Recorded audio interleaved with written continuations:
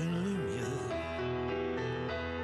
La bouche tout ça, toujours dans les yeux de ma mère.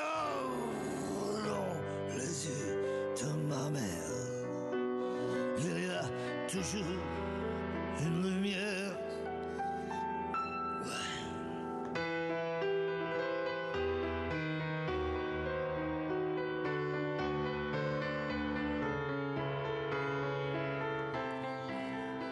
Une magnifique chanson, sans doute sa plus belle, hein, Les yeux de ma mère, le chanteur Arnaud qui nous a quittés donc aujourd'hui à l'âge de 72 ans après un cancer du pancréas qu'il avait depuis 2019. Bonsoir Marjorie.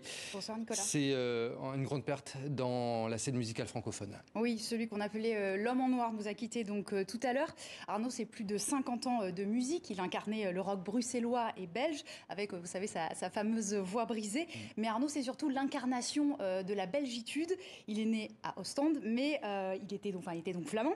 Mais il avait l'habitude de chanter aussi bien en français qu'en anglais ou encore en flamand, justement. Il y a à peine un mois, il était en concert à l'Ancienne Belgique. On l'a notamment vu avec Stromae. Nous sommes en ligne avec Thierry Coljon. Bonjour. Bonsoir. Bonsoir. Vous êtes chroniqueur musique, spécialiste de Arnaud. Merci d'être avec nous ce soir. Merci, je vous en prie.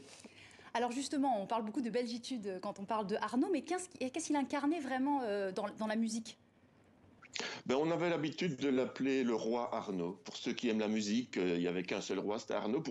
La première raison, c'est qu'il était là avant tout le monde, puisqu'il est monté sur scène dès 1968 à Ostende, au Vélodrome d'Ostende.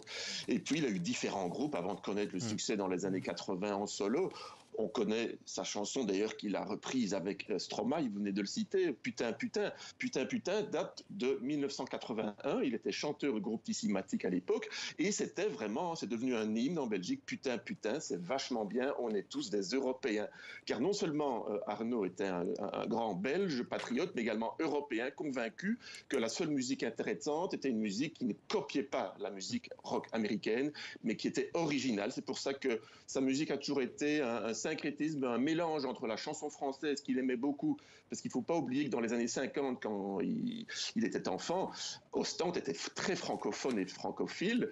Alors justement, en parlant, on a un extrait où il parle français. C'est l'une de nos interviews au micro de Patrick Simonin. C'était en 2017, regardez. Je suis toujours occupé avec la musique dans ma tête. Peut-être ça me protège. Peut-être c'est ma maîtresse. Elle me trompe jamais. J'ai acheté ma liberté avec la musique, donc c'est ça, oui. Parce que j'ai eu de la chance aussi, oui, de faire de la musique. Et j'ai vécu une vie formidable. Par exemple, à 68, j'étais 19 ans. Et c'était, quand on est jeune, notre génération, c'est la première génération qui n'a pas eu une guerre.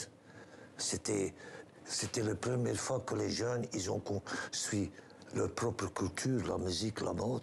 C'était la première fois dans l'histoire. Donc j'ai vécu ça. Thierry Coljon, Arnaud, c'était une icône rock, hein, on peut le dire. Arnaud qui s'était lancé d'ailleurs dans la musique en découvrant Like a Rolling Stone de Bob Dylan. C'est la chanson qui lui a donné envie de faire de la musique. En face de l'Angleterre, donc il prenait la malle dès l'adolescence, il allait en Angleterre écouter des disques.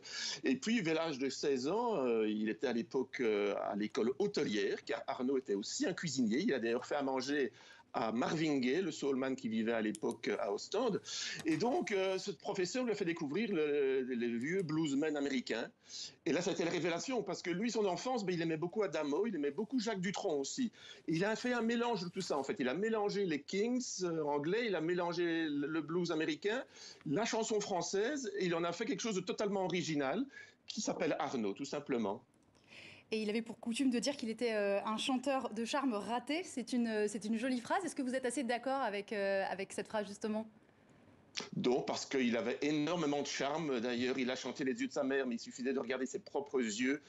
Tout passait par ses yeux. C'était quelqu'un de très attendrissant, de très authentique surtout. C'est pour ça qu'en Belgique, on l'aime énormément, parce qu'il vivait au cœur de Bruxelles, à quelques pas de l'ancienne Belgique, la salle mythique, où il s'est produit, comme vous l'avez dit, il n'y a pas longtemps.